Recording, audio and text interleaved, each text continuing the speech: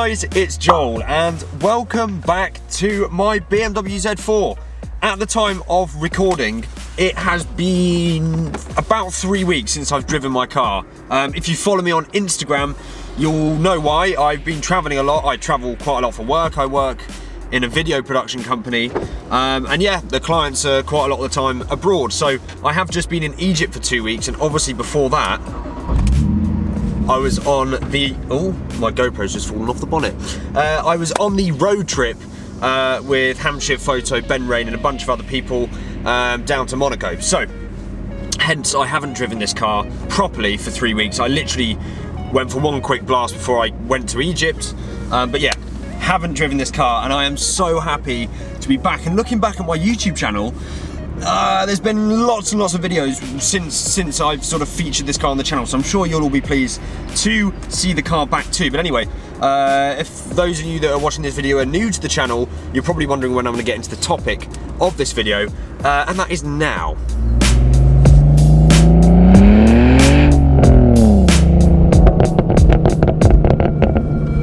So, from the title of the video, you will see that this video is about that little fellow at the back of my car, and especially about those noises that I am making it make. If I just let off the throttle, there's a little pop, but if I deliberately tap the throttle to make it do that on demand, you see the difference. There is a big difference, and that's what I want to talk about in this video. So although I've talked about this topic quite a lot in other videos, I've sort of mentioned it, I'm still getting lots of comments, perhaps from new viewers to the channel who haven't seen my other videos, asking me how I make my car backfire like that.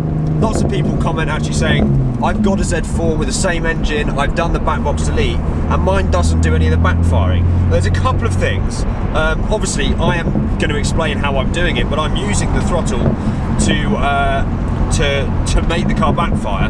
But another thing I've noticed is that the car won't do it unless it's hot. And I guess you really shouldn't be, you know, revving it and tapping the throttle when the car isn't warmed up and at temperature anyway. But if you are sort of just getting in your car and trying it and it's cold, you'll probably find it's not going to work, because it doesn't for me. It definitely works now when the car is up to temperature. So let me just go through very briefly how you do it. Perhaps there'll be a camera. There won't be a camera. I don't know how I'll get a camera down there, but I'm going to explain it as best as I can. Basically around 3,000 to 4,000 RPM. Whenever I'm doing it in a video and you can really hear it, that's going to be the rev range I'm at, because that's where it's really loud. Right now I'm at 3,200 RPM. Tap the throttle. Goes slightly down a hill, so the revs are staying there, and I can just tap that all day long. It's hilarious fun. 3,700 RPM. You see, I mean, it really is around 3 to 3.5. That's the prime rev range. If you do it, let's just slow down a bit, at 2.5, there's still pops, but they're nowhere near as loud as compared to. So what I'm doing is essentially tapping the throttle. I'm tapping it right now, but you can see the car is not lurching forward at all. This is what a lot of people struggle with, because I've shown other people, some of my friends, my dad in person, and I say, you know, have a go, and they're like this. You should not be tapping the throttle that much. You should be tapping it so gently that the car doesn't lurch forward at all. I hope that makes sense, because it's always quite hard to, when I'm typing a YouTube comment, someone goes, oh, how do you do that? It's quite tricky to explain it, but it is basically, if I've shown you well enough there, you just tap the throttle around that rev range. If you try it at higher rev ranges like 5,000 RPM, it doesn't do it. It really is just that one rev range between 3 and 3,500 RPM. Where you really can tap it on demand. So yeah, I'm struggling here because I'm trying to make sure I'm not making this video longer than it needs to be, because it really is simple. That is all there is to it. If you are watching this video and you own a Z4 and you have sport mode, which is a controversial button, lots of people say it doesn't do anything, but I disagree. It makes it even easier, because the throttle is more sensitive in sport mode, and it often means the pops are a bit loud as well, because I guess that little tap you're doing has a slightly more of an effect. I've just ran something over there. Oh, was that my? Oh, I think it was my GoPro. Oh God. Oh, well, here's a blooper.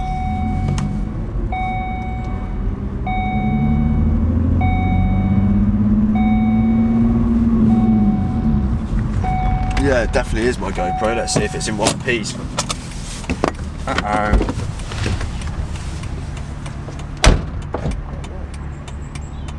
Hello, GoPro. So the GoPro's actually just fallen out of its casing entirely. You see this? Oh, right, right. Well, hopefully I've got enough GoPro audio for you, because there won't be any more. GoPro recovered. Let me try and summarise this video as briefly as possible. I think I've sort of phrased and titled this video as quite a general thing, not just specific to Z4s, because I have driven a lot of cars.